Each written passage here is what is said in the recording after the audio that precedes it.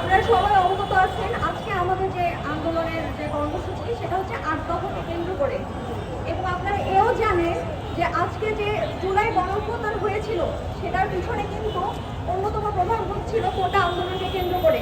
সেখানে কিন্তু আমরাই রক্ত দিয়েছিলাম, কিন্তু রাষ্ট্রে যেখানে এত এত সংস্কার হচ্ছে সেখানে কিন্তু পিএসসিতে কোনো সংস্কার হয়নি। এখন পর্যন্ত আমরা চাকরি প্রার্থীরা সব সুযোগ সুবিধা থেকে বঞ্চিত, এবং আপনারা জানেন আমাদের বিসিএস এ একটা বিসিএস কমপ্লিট করতে এখানে ৪-৫ বছর সময় লেগে যায়। এমনকি আমরা ভাইবা দেওয়ার পরেও খালি হাতে অনেকেই ফিরে আসি। আমরা একদিন আমরা এই রাষ্ট্র চালাবো।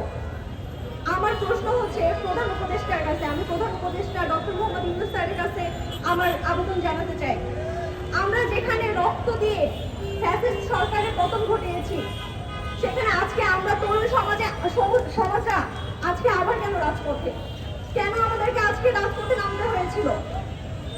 আমরা তো জানি, আমরা বিশ্বাস রাখি এবং আস্থা রাখি যে আমাদের বর্তমান যে মাননীয় উপদেষ্টা আছেন উনি অনেকটা তরুণ বেকার বান্ধব।